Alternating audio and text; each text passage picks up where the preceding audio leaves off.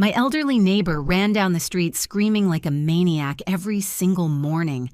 I was terrified of her, until the night she slid a note under my door saying she was not crazy. She was only pretending so my husband would not suspect anything. Check the backyard security cameras, the paper said. When I opened the footage, I saw my husband digging something in the dark, and next to him were tools that no innocent man would need to have. But before we continue, make sure you are subscribed to the channel and write in the comments where you are watching this video from. We love knowing how far our stories are reaching. My name is Sarah. I am 32 years old, and for a long time I believed I had built the perfect life. I married Michael 4 years ago after an intense and passionate courtship that seemed straight out of a romance movie. He was attentive, affectionate. He worked as a sales manager at a tech company and always made me feel like the most important woman in the world. We lived in a comfortable house in a gated community on the outskirts of Chicago, surrounded by silence and tranquility. But that tranquility started to crack about 6 months ago when something strange began happening every night. Our neighbor, Mrs. Linda, a lady in her 70s who lived alone next door, began having nightly outbursts. Always around 2 in the morning, I would wake up to the sound of hurried footsteps on the sidewalk and sharp screams that cut through the early morning like knives. She ran back and forth in front of our gate, screaming nonsense, sometimes laughing hysterically, other times crying as if she were seeing something terrible. At first, I was terrified. My heart raced every time I heard those screams. I woke up sweating cold, holding onto Michael S.'s arm, begging him to do something. But he always calmed me down with that serene and firm voice I loved so much. Honey, Mrs. Linda is sick. She has dementia. We cannot blame her for that, he would say, stroking my hair while I trembled under the blanket. If we call the police or the fire department, they will put her in a horrible facility. Do you want that on your conscience? And I, of course, did not want that. Michael had that gift of making me feel guilty for being afraid, as if my compassion was lacking. So I swallowed my fear and tried to go back to sleep, even with the screams echoing through the empty street. Weeks went by, and the episodes became part of the routine. Every early morning, the same ritual. Mrs. Linda appeared running, screaming, hitting lampposts, laughing alone. The other neighbors complained too, but no one did anything concrete. Some said she had family in another city, but they had abandoned her there. Others said she had always been strange, even before getting old. Michael remained my safe harbor. He never showed irritation with the situation, only an almost saintly patience. Sometimes I saw him through the window watching Mrs. Linda from afar with a thoughtful expression I could not decipher. When I asked him what he was thinking, he smiled and said he was just worried about her safety. She could hurt herself running like that in the dark. He commented, "But there is not much we can do, honey, unless we have patience." And I had patience, or at least I tried to, but the fear did not go away. Every night I went to sleep with a heavy heart, knowing that in a few hours I would be woken up by those screams. I started having insomnia. I drank chamomile tea, took melatonin, anything to help me relax. But nothing worked completely. One thing that started bothering me besides the screams were small details I had been noticing about Michael. Things I did not pay attention to before, but now seemed to accumulate like pebbles in a shoe. For example, he was leaving work later. He came home sometimes after 11 at night, tired, with clothes slightly dirty with soil or dust. When I asked, he said he was supervising IT infrastructure projects at client companies, that he needed to visit warehouses and construction sites. It made sense. I had no reason to doubt, but there was also the fact that he started locking his phone with a password. Before it was just facial recognition, and I had free access if I needed to use it for anything. Now a 6-digit password, which he said was a company requirement for security reasons. Again, it made sense. And there was the backyard. Our backyard was big with some fruit trees and a lawn that Michael loved to take care of. But recently, he started moving a specific area near the old oak tree in the back. He said he was planning to build a wooden deck, a gourmet space to host friends. He started digging. moving dirt, bringing in materials. He did everything alone, usually at night or on weekends, saying it was a surprise for me, and he wanted to do it with his own hands. I thought it was strange he did that alone without hiring anyone, but Michael was always very handy, very skilled. And I was too busy with my own job as a graphic designer, working from home most of the time, to question much, until that night arrived. Michael had a business trip to Seattle. 3 days of conferences and meetings. He left on a Thursday morning. He gave me a long kiss on the forehead and told me to be careful, to lock the doors well, not to open for strangers, as always jealous and worried. I stayed alone in the house that Thursday night.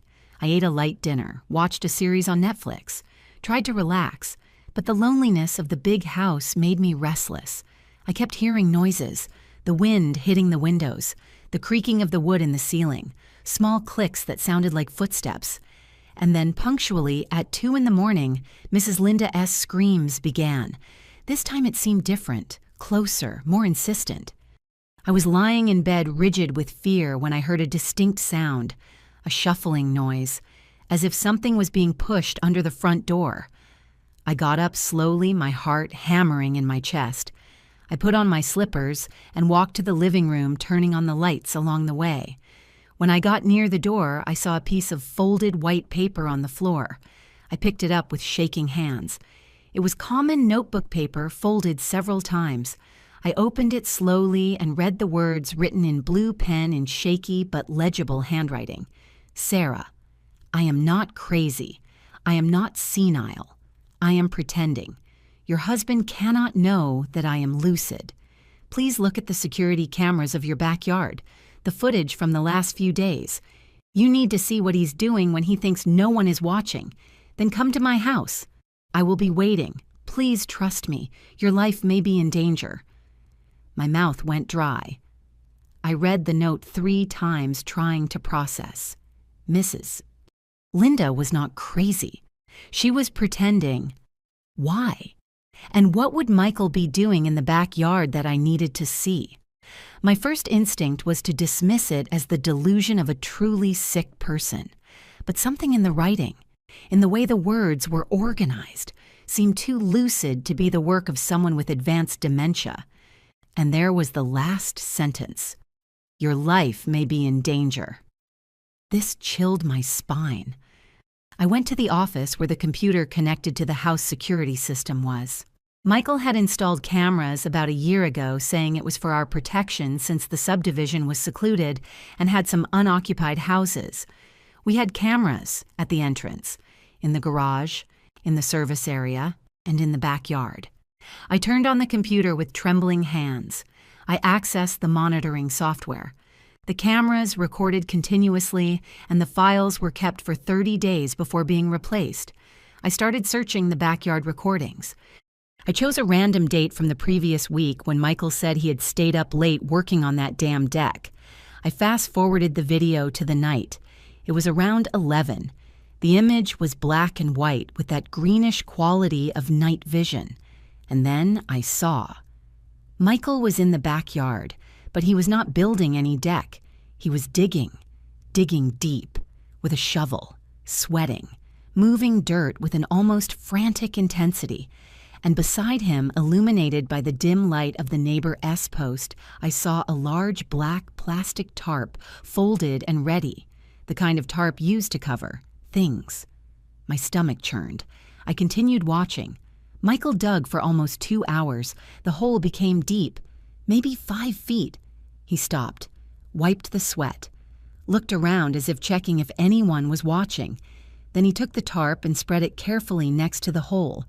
And then he took something that made my blood freeze, a thick rope and industrial duct tape. He placed that inside the hole, covered it with a little dirt, and then left the scene. I paused the video.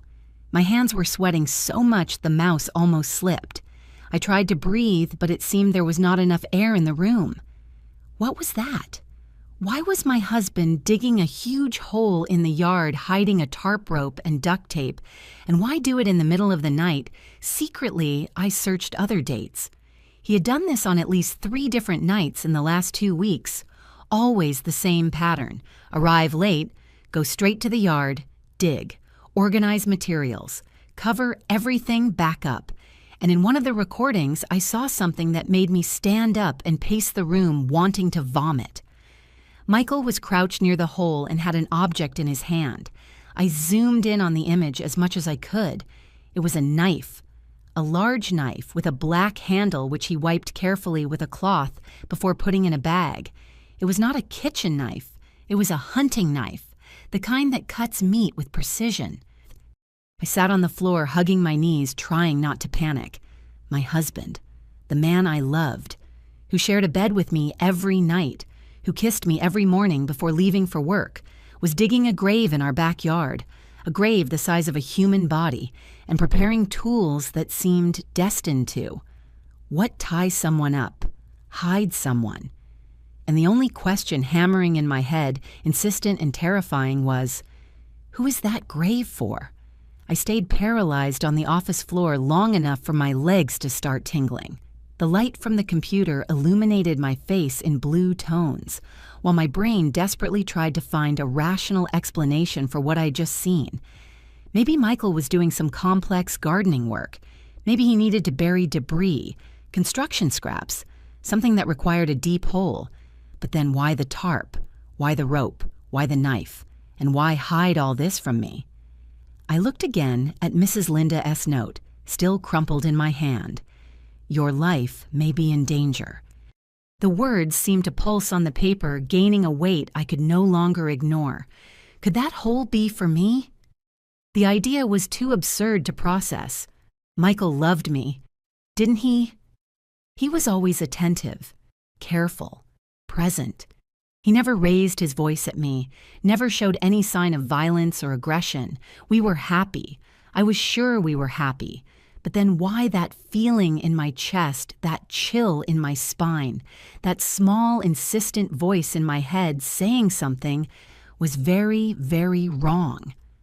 I got up from the floor with difficulty and went back to the living room. I looked out the window toward Mrs. Linda S. house.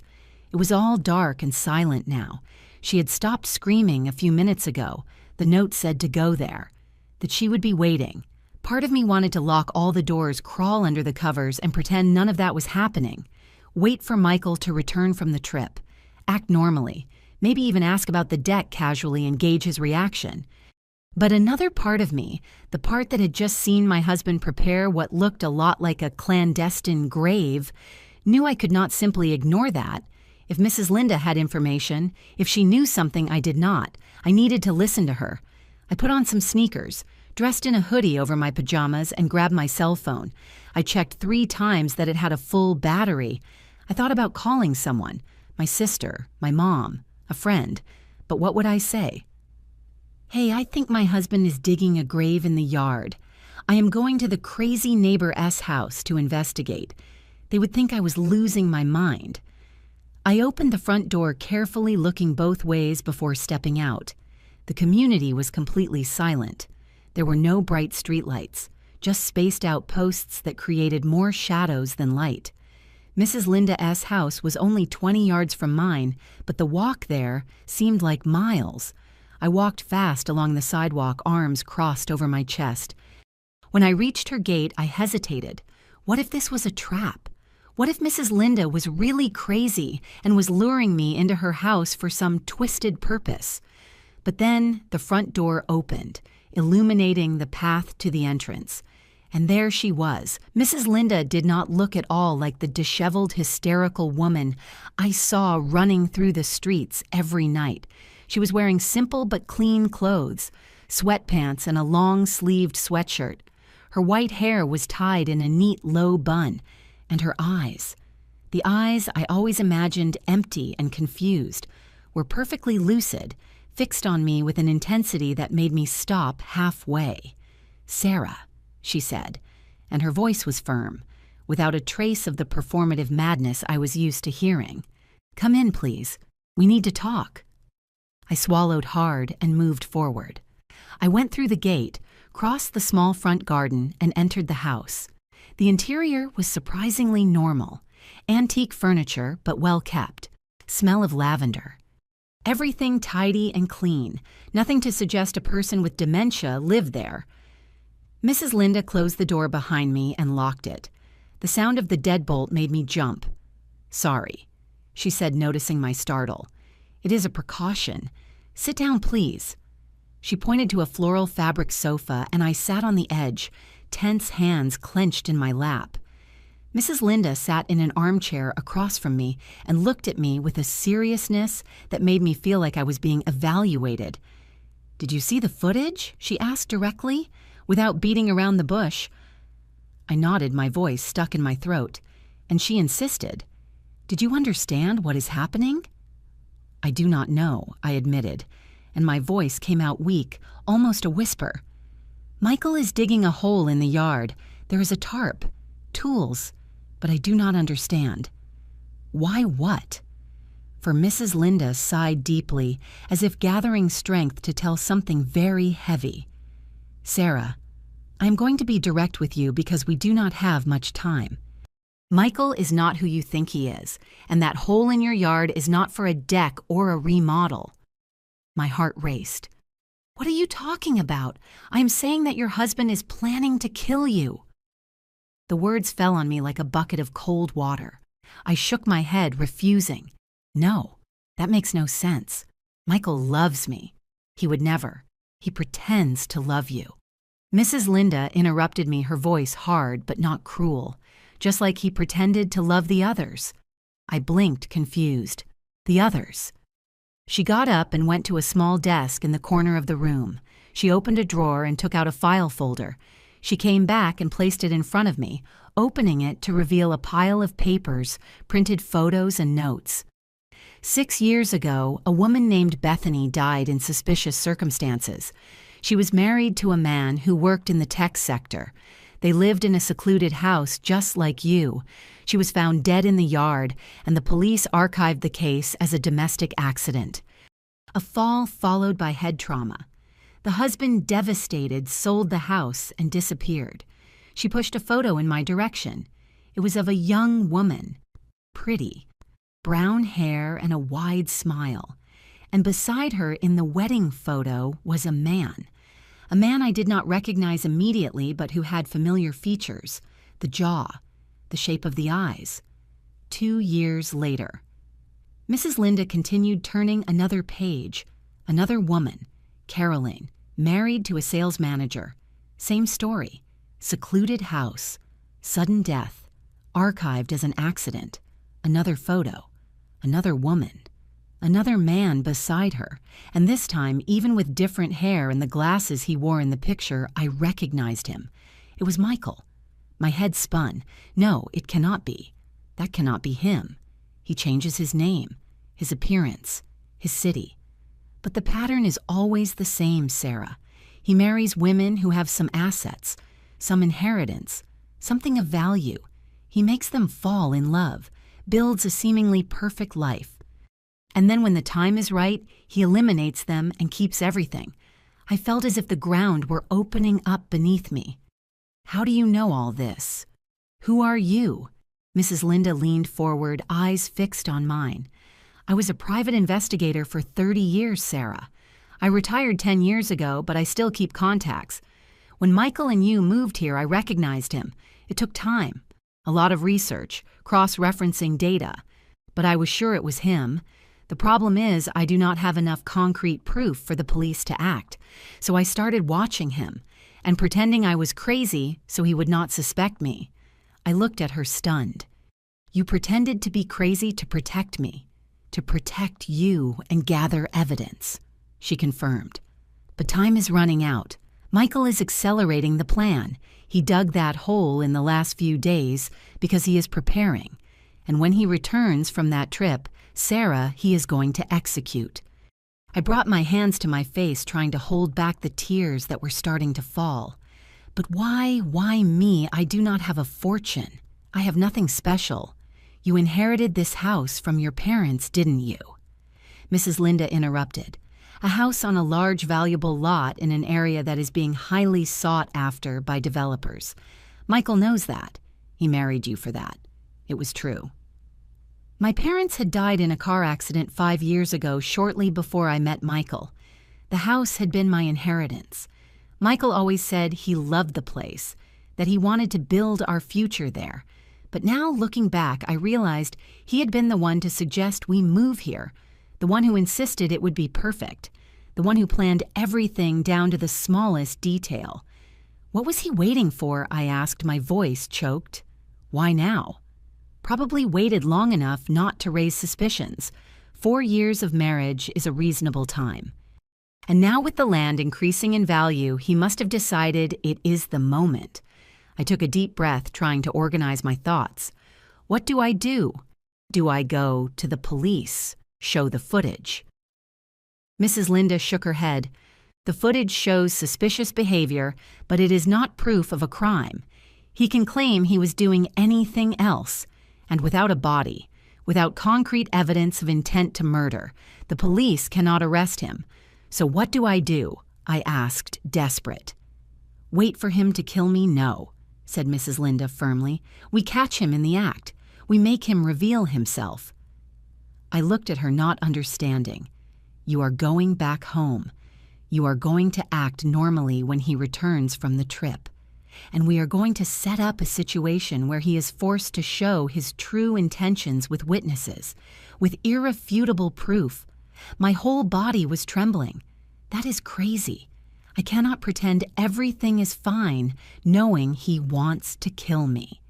You can, Sarah, and you will be able to, because the alternative is to run now and spend the rest of your life looking over your shoulder, waiting for him to find you. Men like Michael do not give up easily. I closed my eyes, feeling the weight of the decision. My entire life had changed in a single night. The man I loved, trusted, was a murderer, and now I needed to be strong enough to face him. What do I need to do? I finally asked, opening my eyes and looking at Mrs. Linda. She smiled. Not a happy smile, but the smile of someone who recognizes courage when she sees it. First, you are going to go back home. Tomorrow, act as if nothing happened. Reply to his messages normally, and when he returns, we put our plan into action. I went back home with shaking legs and my head spinning. Every shadow on the street seemed to be watching me. Every noise made me jump. I locked the door as soon as I entered. I checked all the windows twice and went straight to the bedroom. But I could not sleep a single minute that night. I lay in bed, staring at the ceiling, trying to process everything Mrs. Linda had told me. Michael, my husband, was a serial killer who killed for money. He had done it before with other women, and now I was next on the list. I picked up my phone several times, thinking about calling my sister, someone in the family. But what would I say? I discovered my husband wants to kill me, but I have no proof, so I need to pretend everything is fine to catch him in the act they would commit me. In the early morning, I received a message from Michael. Honey, the meeting ended late. Tomorrow there is more. Love you, sleep well. I looked at those words on the screen. So common, so normal, so affectionate, and I felt nauseous. How could he write that knowing what he was planning to do to me? How can someone be so cold? So calculating, I replied with a simple, love you too. Good night, as I would normally do. And then I stared at the conversation, wondering how many other women had received similar messages from him before dying. When the sun finally came up, I was exhausted, but unable to relax. I took a long shower, letting the hot water fall over me while I cried silently. I tried to pull myself together. I needed to act normally. I could not give any sign that I knew anything. During the day, I worked on the computer, or at least pretended to work. In reality, I spent hours searching the internet looking for information about the women Mrs. Linda had mentioned. I found old news reports, obituaries, some articles about the deaths, and in all of them, the same narrative. Tragic domestic accidents, devastated husbands, no suspicion. Michael had been perfect at covering his tracks. If it were not for Mrs. Linda, he would have been perfect with me too. In the afternoon, she appeared at my door dressed in her usual clothes, a bit disheveled hair messed up on purpose, but her eyes were alert. Intelligent. Can we talk? She asked loud enough so it seemed she was just being a friendly neighbor. I let her in. We sat in the living room and she handed me a small object, a pearl brooch. It is a camera and microphone, she explained in a low voice. Wear this when Michael comes back. It will record everything. I took the brooch, feeling its weight in the palm of my hand. It seemed so small, so fragile to carry the responsibility of possibly saving my life. And then I asked, "What is the exact plan?" Mrs. Linda leaned forward. "When he returns, you are going to tell him you need to talk to him about something important. You will lead him to the backyard near the hole he dug. You are going to confront him, but in a way that he feels in control. Men like him love to brag, to show off when they think they have won. What if he attacks me before that I will be watching? I have cameras pointed at your yard from my house. At the slightest sign of real danger, I call the police." But we need him to incriminate himself, Sarah. We need him to admit what he is planning, preferably with details. I bit my lip, nervous. And if he does not fall for the trap? What if he realizes? He will not realize. Men like Michael are arrogant. He thinks you are too fragile, too naive to suspect him. Use that to your favor. We spent the rest of the afternoon rehearsing. Mrs. Linda made me repeat several times what I should say, how I should act, how to provoke Michael subtly without seeming too obvious. It was like memorizing a script for a play, except the stage was my own house, and the price of error was my life. Michael returned on Saturday night just as planned. I heard his car pulling into the garage, and my whole body tightened. I took a deep breath, adjusted the brooch with the camera on my blouse, and forced a smile on my face. When he walked through the door, he had his travel bag and that charming smile that once made me fall in love. He came toward me, hugged me tight, and kissed me for a long time. "I missed you," he murmured against my hair. "You too." I lied, my stomach turning. He dropped the bag and went to the kitchen to get water. I followed him, trying to appear casual. "How was the trip?" I asked, leaning on the counter. "Productive. We closed some good contracts. I'm going to need to travel again next month, but this time it will be quicker." "Oh," was all I could say. He looked at me, head slightly tilted. "Are you okay? You look tired. Just didn't sleep very well alone here. The house gets very quiet. Did Mrs. Linda act up?" he asked, and I noticed a strange glint in his eyes at the mention of her name. "Yes, she did. She ran screaming yesterday again, but I am already used to it." Michael gave a small smile. "Poor thing. She is going to end up hurting herself one of these days." The way he said that gave me chills. It seemed more like a prediction than genuine concern. I cleared my throat. "Michael, I wanted to talk to you about something. It is important." He straightened up, attentive. "Sure. What happened? It is about the backyard, about what you are building there."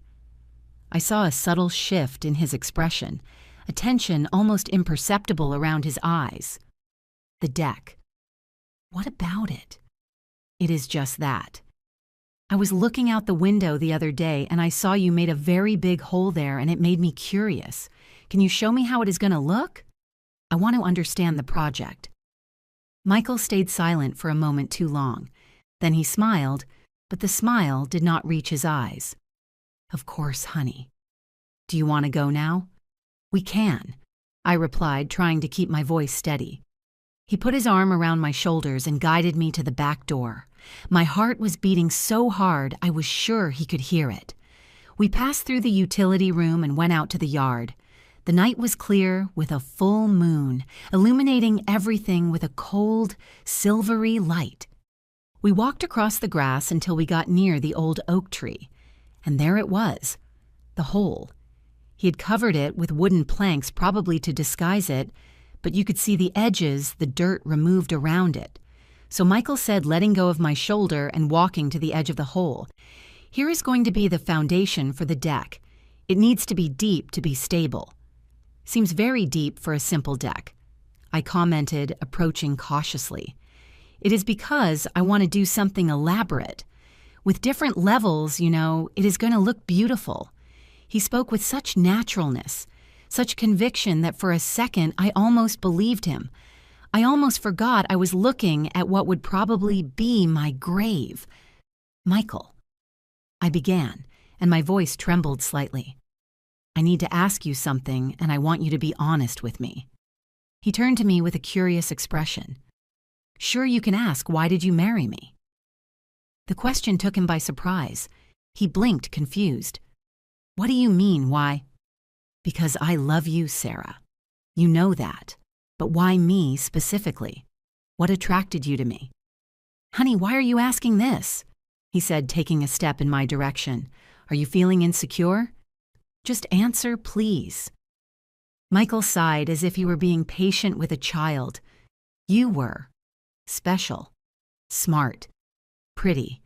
Independent. When I met you, I knew I wanted to spend my life with you. And the house I asked, my voice becoming firmer. The house I inherited from my parents. Did that have any influence on your decision? I saw the change in his face. Subtle, but it was there, the mask starting to crack. What kind of question is that? He said, and there was a new hardness in his tone. It is a simple question, Michael. Did you marry me for the house? He let out a short laugh without humor. You are being ridiculous. Ridiculous, I repeated, feeling the anger starting to boil inside me. I know about the others, Michael. Bethany, Carolyn. I know what you did to them. The silence that followed was absolute. Even the crickets stopped chirping. Michael stood completely still, looking at me with an intensity that made me want to run. But I forced myself to stay still to look back at him. And then slowly, he smiled. But it was not the charming, warm smile I knew. It was something cold, empty, terrifying. So you know. He said calmly, as if we were discussing the weather. The crazy old lady told you, didn't she? I knew she was pretending. I should have gotten rid of her first. My blood froze. He had just confessed.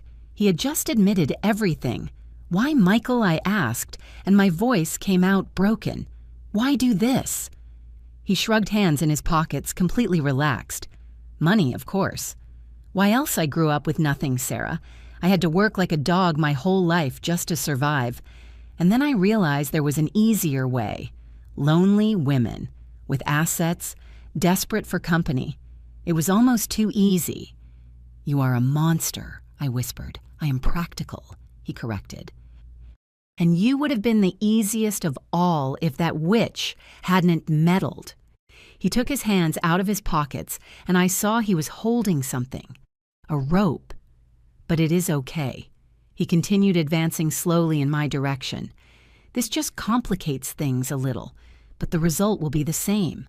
I stepped back, but he was faster. He grabbed my arm with strength, pulling me toward the hole. No, I screamed, trying to break free. And then suddenly, bright lights turned on around the yard, voices shouting, people running. Michael stopped, confused, looking everywhere. And before he could process what was happening, police officers emerged from behind the fence, from the sides of the house, completely surrounding us. Police. Let her go and put your hands where we can see them. Michael let me go, stunned. I ran away from him toward the officers, and there near the fence I saw Mrs. Linda holding a tablet showing the live feed of what had just happened. She had planned everything, the cameras, the hidden police waiting for the exact moment. Michael was handcuffed, still seeming not to believe he had been caught. He looked at me one last time before being taken away, and what I saw in his eyes was not remorse or regret. It was just anger for having failed. The days that followed were a blur of statements, lawyers, and interviews with the police. The house was cordoned off as a crime scene for almost a whole week. Yellow police tape, forensics checking every corner of the yard, digging the hole Michael had finished looking for more evidence. They found more than they expected, Besides the tarp, the rope, and the duct tape, they found a toolbox buried near the oak tree. Inside it, surgical gloves, more ropes, a handsaw, heavy-duty cleaning products, and written instructions in detail on how to dispose of a body without leaving traces. Michael had planned every step with a coldness that left me nauseous for days. I was forced to stay in a hotel during the investigation period. Mrs. Linda offered to stay with me, and I accepted without hesitation. I could not be alone. Every time I closed my eyes, I saw Michael S. face that night, admitting everything with that terrifying calm. The recordings from the brooch camera and the cameras Mrs. Linda had installed strategically around the house were fundamental. They captured every word of his confession, every movement. There was no way to deny it, to claim misunderstanding or mount a defense. Michael was finished. The investigation deepened. The police started investigating the previous cases Mrs. Linda had mentioned. Bethany and Caroline. The cases were reopened, exhumations were requested, new forensic analyses were done, and one by one the pieces fit. Michael was not just a murderer. He was a meticulous predator who had operated for almost a decade, changing identity appearance city, always one step ahead of the authorities. He had used at least 5 different names. He had bank accounts in 3 states. And most disturbing of all, he kept a notebook where he wrote details about his victims. When the police showed me the notebook, I felt like I had been punched in the stomach. There I was. Sarah, 32 years old, graphic designer, heir to property, valued at almost $1 million. Weaknesses: low self-esteem, emotional dependence, distant family, strategy, intense romance, quick marriage, gradual isolation from friends, elimination scheduled for after 4 years of marriage. Method: accidental fall followed by head trauma. He had planned my death from the beginning, from the first meeting, the first conversation, the first kiss. Everything had been calculated, rehearsed, executed with surgical precision. I found my entry next to the notes on Bethany and Caroline. The methods were always similar but adapted to each situation. Bethany had fallen down a staircase. Caroline had drowned in the bathtub. I would be the victim of a backyard accident, likely pushed into the hole and left there to die, or killed before and buried. I cried for hours after seeing that, not for Michael, but for myself, for how long I had lived beside a monster without noticing, for how I had been manipulated, used, transformed into nothing more than a financial transaction. My family finally found out everything. My sister flew in immediately to stay with me. My mother went into shock and needed medical monitoring for a few days. Everyone had adored Michael. He had been the perfect son-in-law, the attentive brother-in-law, the exemplary husband. The idea that it had all been a farce and elaborate performance was too difficult to process. "How did you not notice?" my sister asked me one night while we were sitting in the hotel room. It was not an accusation, but a genuine question loaded with confusion and pain. "Because he was good at it," I replied, looking at the wall. He knew exactly what to say, how to act, when to back off and when to advance. He studied this, Amanda. He studied how to manipulate people, how to read weaknesses and use them. And I was vulnerable when I met him. I had just lost our parents.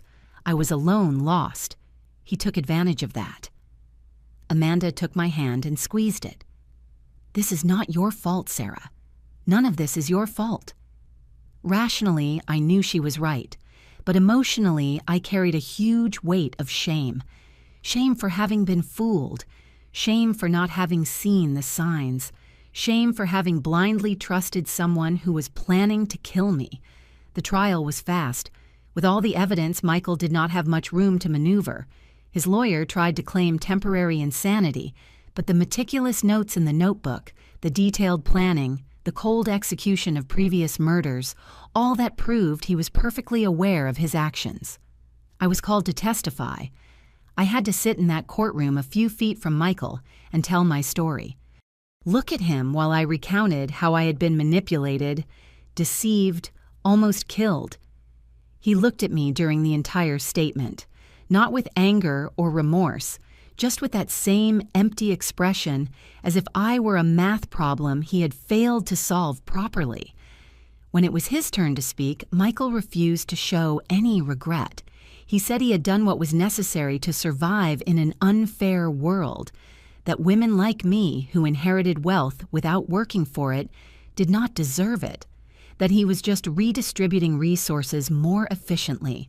The coldness with which he spoke was disturbing. Even the judge seemed affected. He was sentenced to 3 consecutive life sentences without the possibility of parole, 1 for each confirmed victim: Bethany, Caroline, and the attempt against me. The prosecution was investigating other cases, still of women who had disappeared in suspicious circumstances in cities where Michael had lived. When the sentence was read, I felt an immense relief, but also a strange emptiness. Justice had been done, but the scars remained. I went back home weeks after the trial. The police had released the property, but I could not look at it the same way. Every room carried poisoned memories. The living room where we watched movies, the kitchen where he made breakfast for me on Sundays, the bedroom where we slept together, where he held me every night while planning my death.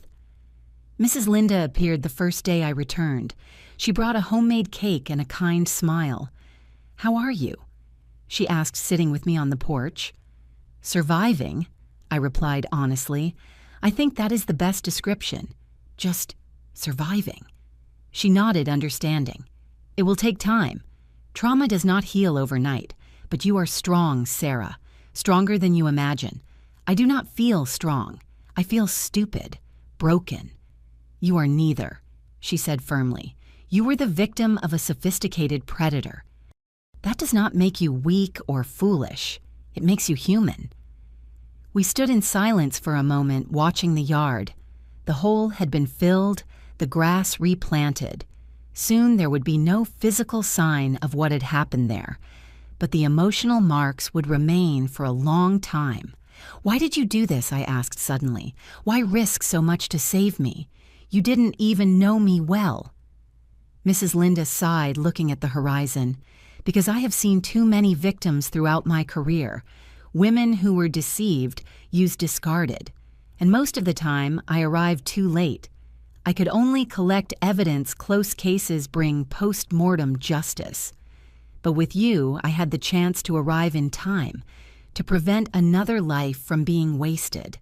I could not let that opportunity pass. I felt tears burning in my eyes. Thank you. Thank you for not giving up on me." She squeezed my hand. "You do not have to thank me. Just promise you will keep living, living for real, not just existing. Do not let him steal more from you than he already stole."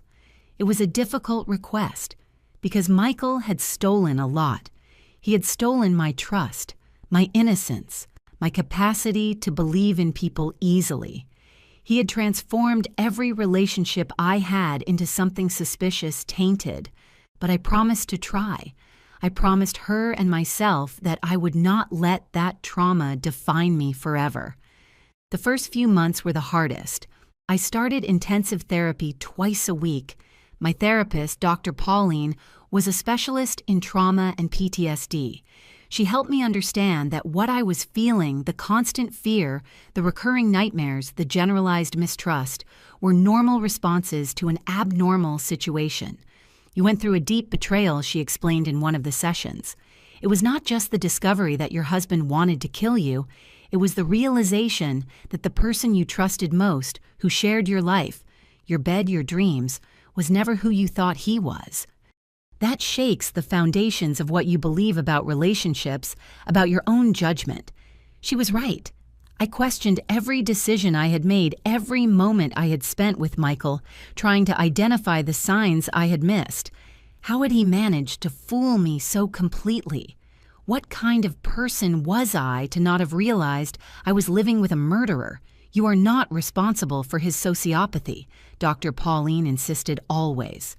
"People like Michael are masters of manipulation.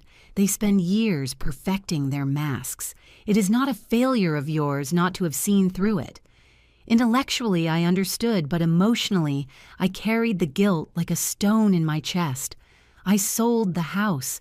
I could not live there anymore. Every room suffocated me. Every shadow scared me.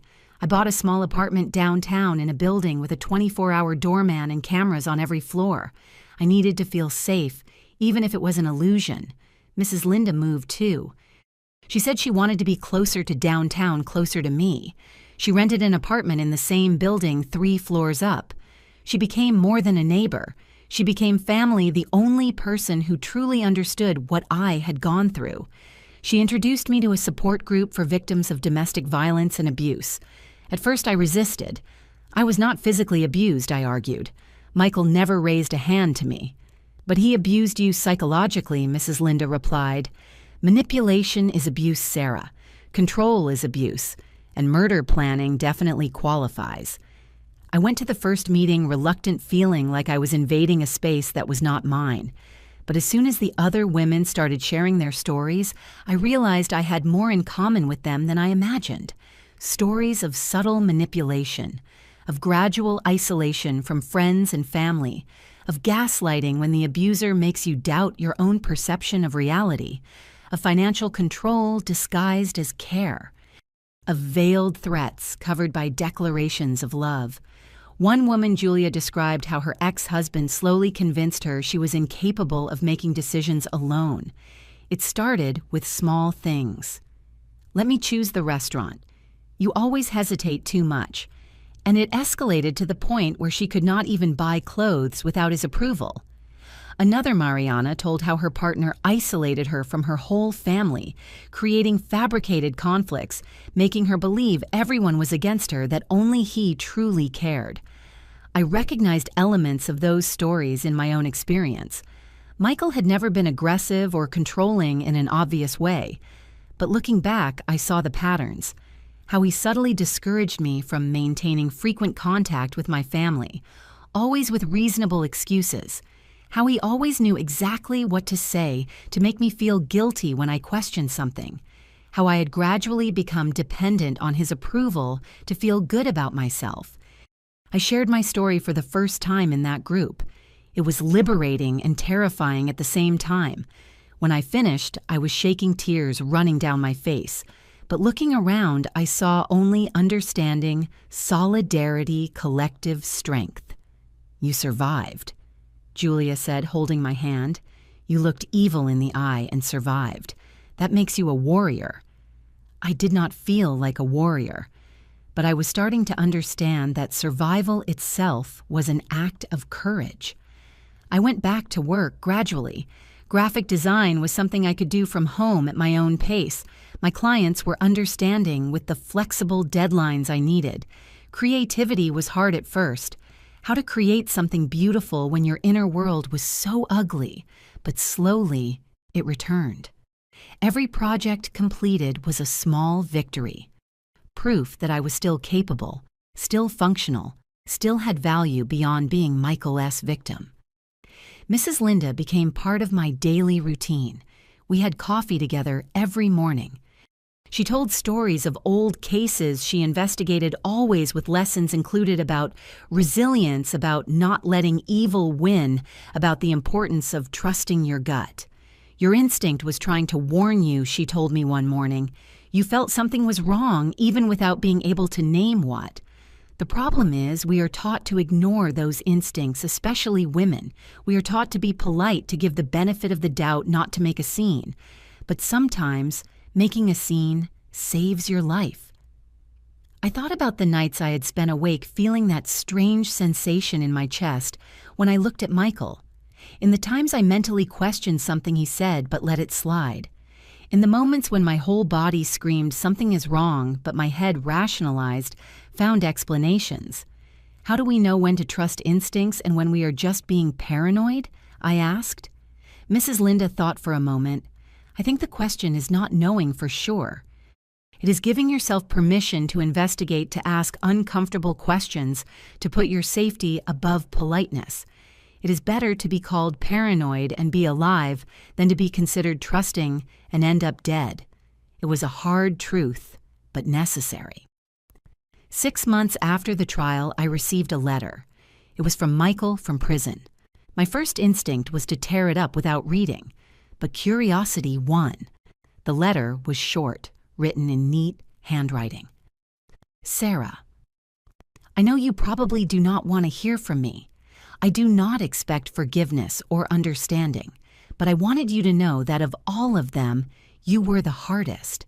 Not because of the execution, that would be simple, but because for a few moments, brief as they were, I came to question if I could actually have something real, if I could stop. But the truth is, I do not know how to be anything other than what I am. I do not know how to feel what normal people feel. And maybe, in the end, you were the lucky one. You escaped. The others did not have that chance.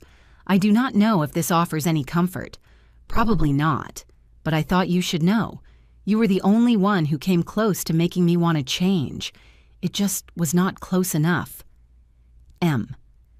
I read the letter 3 times, feeling a strange mix of anger, disgust, and deep sadness. Even now, even behind bars, he was trying to manipulate, trying to plant the idea that I had been special, that our connection had meant something. But it didn't mean anything. Not to him anyway. To him, I was a means to an end, and that letter was just another attempt to exert control to occupy space in my head. I tore the letter into small pieces and threw it in the trash. I blocked any possibility of future correspondence. He would not deserve another second of my time, no fragment of my attention. But the letter made me think of Bethany and Caroline, the other victims. They hadn't had the luck I had. They didn't have a Mrs. Linda watching, protecting, intervening at the right moment. I contacted their families through the lawyers. It was difficult, painful.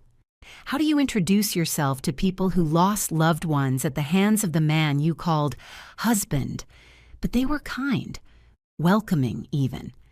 We shared stories, compared notes, cried together. And somehow that helped. It created a sense of community around the trauma, a shared purpose of ensuring Michael never had the chance to hurt anyone again. Together, we worked with an organization that helped victims of violent crimes.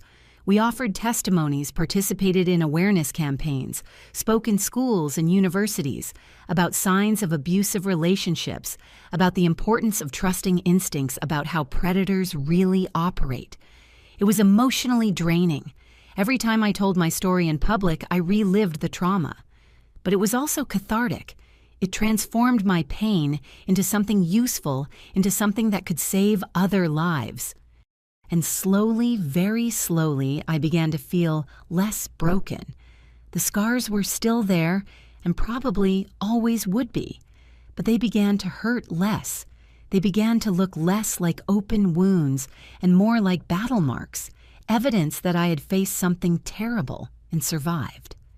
1 year after the trial, I decided to do something I had been avoiding for months. I went back to the neighborhood where I lived with Michael, not to the house. That had already been demolished by a developer, but to the neighborhood, to the streets, I used to walk the places that were part of my life before everything fell apart.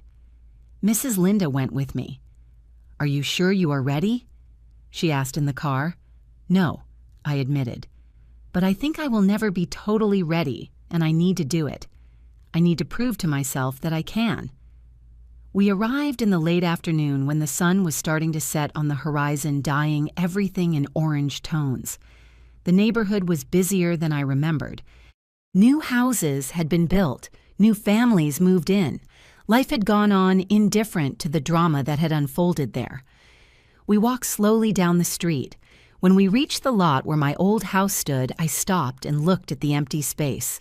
Boards surrounded the place. Construction machines were parked, signaling that soon something new would be erected there. It was strange to think that place which once represented my home, my dreams of the future, was now just an empty lot waiting to be transformed into something else, as if everything that happened there had been erased, replaced. But I knew it hadn't been erased, not for me. The memories were all there, vivid and painful. "Can you see beauty here still?" Mrs. Linda asked softly. I thought for a moment. I do not know. But maybe I do not need to see beauty. Maybe I just need to accept that this was part of my story without letting it define who I am." She smiled approvingly. "That is emotional maturity, Sarah. You are growing through the pain, not despite it." We continued walking, passing other houses, neighbors who waved without recognizing me. It was liberating to be invisible there, to be just another person passing through. When we got back to the car, I felt lighter, not healed, but more whole, as if I had closed a cycle even if the edges were still a bit frayed. On the way back, Mrs. Linda told me more about her past, about the cases she investigated, the criminals she helped catch, but also about the cases she couldn't have solved, the victims she couldn't have saved in time. "I carry some of them to this day," she admitted, looking out the window. "There is one especially, Anna. She was your age, married to a charming, successful man. Neighbors called me because they suspected strange things. I started investigating, but I was too slow. When I finally gathered enough evidence, she was already dead. He claimed suicide. With my investigation, we managed to prove it was homicide. He was arrested. But Anna remained dead." She paused, her voice becoming lower. "That was almost 15 years ago. And since then, I promised myself that if I had another chance, if I saw another similar case, I would not be slow. I would not wait for the perfect evidence. I would act. That was why you pretended to be crazy," I said, understanding. "To have access to protect me without raising suspicions. Exactly. I was not going to let another Anna happen, not if I could avoid it." I felt a wave of gratitude so strong it almost choked me. "You saved my life, Linda, literally. And you gave meaning to the last years of my retirement," she replied with a sad smile. "Sometimes I think we saved each other in different ways. That night alone in my apartment, I thought a lot about purpose, about how trauma can break you but can also mold you into something stronger, more aware, more empathetic. I decided to do something concrete with my experience, with the help of Mrs. Linda and the families of Bethany and Caroline. We created a foundation. The goal was to offer support to victims of abusive relationships, educate on red flags, and fund investigations of suspicious cases authorities were not prioritizing. We called it the Rebirth Foundation. The name was on purpose. The idea that even after the most absolute destruction, it is possible to be born again. It was not easy. Bureaucracy, fundraising, structuring. But every obstacle overcome seemed like a small revenge against Michael. Every life we touched, every woman we helped escape dangerous situations was a way to transform my pain into something positive. We started small, a modest office, 2 employees besides me and Mrs. Linda. But the demand was terrifying. We received dozens of messages a day from women asking for help, guidance, simply someone who believed in them when they said something was wrong in their relationships. We implemented a 24-hour hotline, partnerships with shelters. We hired private investigators for cases where there were suspicions but lacked proof, and we created an educational program for schools teaching young people about healthy relationships, about consent, about how to identify abusive behaviors from the beginning. The response was overwhelming. In 6 months, we had already helped more than 50 women escape dangerous situations. Some were extreme cases like mine. Others were situations of psychological abuse, financial control, social isolation. Every story broke my heart a little, but also filled it with determination. None of those women deserved what they were going through, and if I could use my experience, my survival, to make a difference in their lives, then maybe all the suffering would have some purpose. 2 years after Michael S. trial, I received an unexpected call. It was the prosecutor who had worked on the case. She had news. During the ongoing investigation, the police had identified 3 more possible victims of Michael in other states, women who had disappeared or died in suspicious circumstances in periods coinciding with his presence in those regions. One of them, Patricia, had been reported as a runaway by her then-husband, one of Michael S. aliases. He claimed she had abandoned the marriage and disappeared with another man. The case was never investigated thoroughly. With the new evidence, they found Patricia S. body buried on a rural property belonging to one of Michael S. fake identities. She had been strangled. The other 2 victims were still missing, but police were digging in, the literal and figurative sense on properties associated with Michael. We believe there may be more, the prosecutor told me on the phone. It may be that he has been doing this longer than we imagined, maybe since his 20s.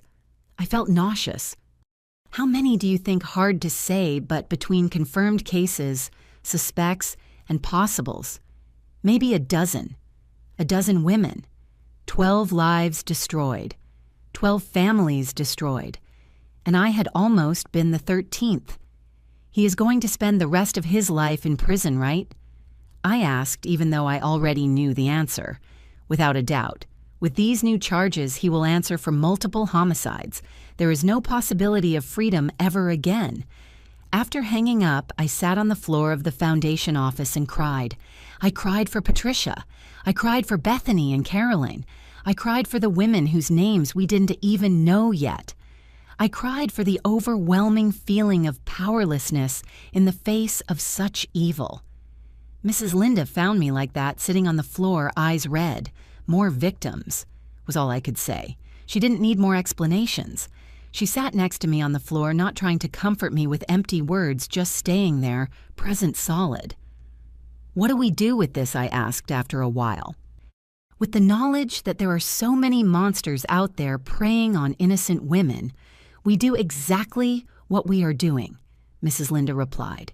We fight, we educate, we protect who we can protect. We do not win every battle, Sarah, but we win some. And every life saved, every woman who escapes, every predator who falls is a victory. She was right. I could not save everyone. I could not undo what Michael had done, but I could honor those who didn't survive, using my own survival to make a difference. That night, we updated the foundation website with photos of Michael S. known victims. We created a digital memorial, a space for their families to share memories, so they would be remembered not just as victims, but as whole people who had lived, loved, dreamed. It was painful but necessary. They deserved to be seen. They deserved their stories to be told. 3 years after my near death, the foundation had grown significantly. Now we had 5 offices in different states, a team of 20 people and partnerships with police agencies specialized in crimes against women. I had become a spokesperson for the cause, giving interviews, speaking at conferences, participating in panels on domestic and psychological violence. It was exhausting, but also gratifying. One of the most impactful talks I gave was at a university. After the presentation, a young woman about 20 years old approached. She was crying. "You just described my relationship," she said, voice trembling. "Everything you said about manipulation, about gradual isolation, about feeling like you are losing your mind is exactly what I am living." I sat with her for 2 hours listening, guiding, helping her create a safe exit plan. I connected her with foundation resources. 3 weeks later, I received a message from her. She had ended the relationship, was living with her family, again was in therapy. "You saved my life," she wrote. I was so confused, believing the problem was me. Now I see he was doing everything deliberately. Messages like that made all the suffering worth it. Every life touched, every mind opened, every woman saved was a blow against the impunity of predators like Michael. But the work also exposed me to horrible stories. Women who hadn't escaped in time, children who lost their mothers, families shattered.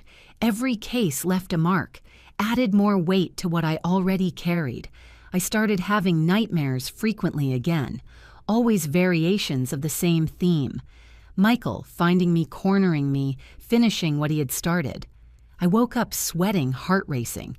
It took me minutes to convince myself I was safe, that he was behind bars, that he couldn't reach me. Dr. Pauline helped me understand this was normal. You are constantly reliving your trauma through the Foundation S work.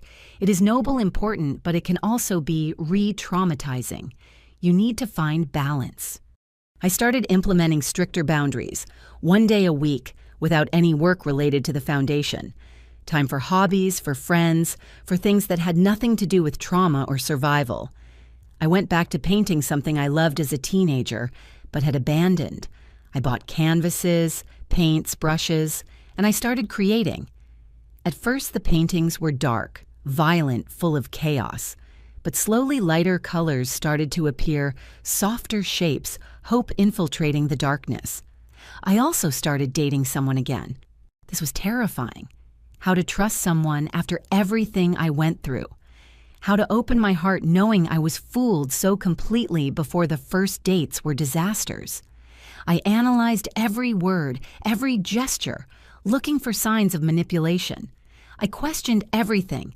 I mistrusted any display of affection. It was exhausting for me and unfair to the other people, until I met Peter. We met in a bookstore, literally bumping into each other while looking for books in the same section. He was a history professor, sweet patient with a subtle sense of humor that made me laugh genuinely. Our first conversation lasted 3 hours. He didn't try to impress with elaborate stories or excessive charm. He was just real. He talked about his own struggles, about losing his mother to cancer, about how that made him value genuine connections. I told my story the third time we met. I couldn't keep going out with him without him knowing. I thought it would scare him that he would run away as soon as he knew the level of baggage I carried. But he just listened. When I finished, he took my hand and said, "Thank you for trusting me with this, and I am so sorry for what you went through. But I want you to know I do not see you as broken or damaged. I see someone incredibly strong who survived something horrible and chose to transform that into something positive." I cried in front of him for the first time, not of sadness, but of relief, of being seen, really seen, and not rejected. Our relationship progressed slowly. Peter respected my boundaries, never pressured, always communicated openly. When I had panic attacks or nightmares, he was there, but without smothering, without trying to fix, just present and supportive. "I do not know if I can be the partner you deserve." I admitted one night, months after being together. "I still have so many unresolved things. Everyone has things," he replied. "And I am not looking for perfection, Sarah. I am looking for real connection, and that is what we have." It was liberating to be with someone who didn't demand I pretend to be completely healed, who accepted that healing is a process, not a destination. 4 years after escaping, Michael, unexpected news arrived. He was sick, advanced cancer. Doctors gave him a few months to live. I do not know what I felt when I found out. It wasn't satisfaction exactly, nor compassion. It was something more complex, more confusing. He asked to see me. Through his lawyer, he sent a formal request. He said he wanted to make things right before dying. My first reaction was to refuse strictly. Why would I give him the privilege of my presence? Why risk putting myself in a vulnerable position again? But something pulled me. Maybe the need for closure. Maybe curiosity about what he would possibly have to say. Maybe just the desire to look him in the eye one last time. Not as a victim, but as a survivor. I consulted Dr. Pauline. "There is no right answer here," she told me. "But if you decide to go prepared. Go with someone. And remember, you owe him nothing. Not forgiveness, not understanding, not peace of mind." I decided to go. Mrs. Linda insisted on accompanying me. Peter also wanted to come. But I thought it would be too much. Some confrontations we need to face alone with the people who were there from the beginning. The prison was cold, sterile, with that characteristic smell of disinfectant and despair. We went through several levels of security before being finally led to the special visitation room. Michael was different. Much thinner hair, completely gray skin with a yellowish tone. The cancer was visibly consuming him. But the eyes still had, that calculating glint I remembered so well. He was sitting in a wheelchair, handcuffs on his wrists, despite clearly being too weak to pose any physical threat. I sat at the table across from him. Mrs. Linda stayed standing behind me, a silent, protective presence. "Sarah," he said, and his voice was raspy weak. Thank you for coming." I didn't answer, just looked waiting. He coughed a deep, painful cough. I know I have no right to ask for anything, but I wanted to apologize before dying. Apologize, I repeated, without emotion, for trying to kill me, for killing other women, for destroying entire families, for everything, he said, looking away. I know it means nothing now, but I need to say it. I was wrong. Everything I did was wrong. Silence settled between us. I studied his face, looking for sincerity, for genuine regret, and what I saw was nothing. His words were empty, mechanical. Even now, at death's door, he was acting. "You do not feel real remorse, do you?" I asked calmly. "You are sorry for getting caught, for dying in prison instead of free and rich, but not for the women you killed."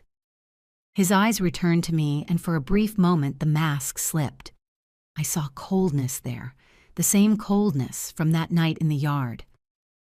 "I feel what I can feel," he said finally.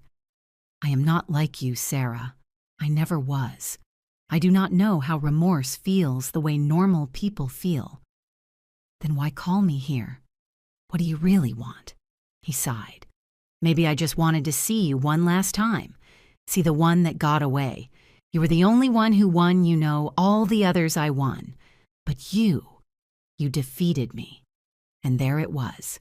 Even dying, it was still about winning or losing, about control, about power. I stood up from the chair. "I hope your last months are long and painful, Michael, and I hope you spend every second thinking about all the lives you destroyed." I started to turn to leave. "Sarah," he called, voice a little louder. I stopped but didn't turn around. "You will never be completely free of me. I will be in your head forever. Every relationship, every moment of doubt, every nightmare. I won more than you think." I turned and looked at him one last time. "You are wrong. You didn't define me. You were a horrible chapter in my life. But you are not the whole story. I choose who I am, and I choose not to let you have power over me." And I walked out. Mrs. Linda beside me, her hand firm on my shoulder. Outside the prison, I breathed the fresh air deeply. I felt like I had just climbed a huge mountain. "How are you?" Mrs. Linda asked. "Good," I replied, and I realized it was true. Better than I expected. He tried one last manipulation. One last attempt to make me feel he still had power over me. But he doesn't say Michael died 3 weeks later. I didn't go to the funeral. I didn't send flowers or condolences. I just kept living, kept working, kept healing. His death closed a chapter but didn't open new wounds. I had already processed the trauma. I had already made peace with my survival. He was just a footnote now, not the title of my story. 5 years after that terrifying night in the yard, my life was unrecognizable in the best possible sense. The Rebirth Foundation had expanded to 10 states. We had helped more than 1,000 women escape dangerous relationships. We implemented educational programs in over 100 schools, and we worked with lawmakers to create stronger laws against stalking harassment and psychological violence. Peter and I got married in a small, intimate ceremony, surrounded only by people who truly mattered. It was so different from my wedding to Michael. That one had been a show, an elaborate performance. This one was genuine, full of real love, of real vulnerability. Mrs. Linda was my maid of honor. She was 80 now, still as sharp as ever, still working actively at the foundation. "I am going to work until the day I die," she said. "As long as I have breath, I will fight for these women." We had a son, Gabriel. When I found out I was pregnant, I was invaded by fears I didn't even know I had. What if I carried some damage so deep I couldn't be a good mother? What if I projected my fears onto him? What if the trauma prevented me from loving him as he deserved? But when he was born, and I held him for the first time, all those fears dissolved. Looking at that perfect being, so vulnerable, so trusting, filled me with renewed purpose. I was going to raise a son who understood consent, who respected boundaries, who recognized signs of abuse. I was going to raise a good man in a world that desperately needed more good men. On a summer afternoon, sitting on the balcony of our apartment with Gabriel sleeping in my lap, I looked at everything we built. Me, Mrs. Linda, Peter, the whole foundation team. My phone buzzed. It was a message from one of the women we had helped recently, a photo of her and her kids in a park smiling free. "You guys saved me," the message said. "Thank you for helping me see I deserved more." Tears filled my eyes, but they were good tears. Michael had tried to destroy me. He had dug a literal grave for me, planned my death with the same coldness he planned breakfast. But he had failed, and in the process, he had inadvertently given me a greater purpose than I would have ever found otherwise. I looked at Gabriel, then at Peter, who was reading on the living room sofa, then at the foundation photo on the wall, Mrs. Linda and I cutting the ribbon at the inauguration of our biggest office. I had survived. I had healed. I had thrived. Michael was right about one thing. I would never forget him completely. The scars were still there, probably always would be, but they didn't define me. They were just part of my story, not the whole story. I was Sarah, survivor, founder, wife, mother, defender, warrior, and I was alive, gloriously, defiantly, gratefully alive. And that in the end was the greatest revenge of all. Living well, loving well, making a difference. Michael had dug a grave, but he was the one who fell in it. I was here under the sun, breathing fresh air, holding my son, planning the future. I had won, and I would keep winning one day at a time, one saved woman at a time, until there were no more Michaels in the world, until there were no more women needing to be saved. It was an ambitious goal, maybe impossible, but after everything I survived, I had learned that impossible is just a word. Now, if you like this story, click subscribe and tell me in the comments which part left you wide-eyed. Oh, and do not forget to become a member to have access to exclusive videos I do not post here. I will see you there.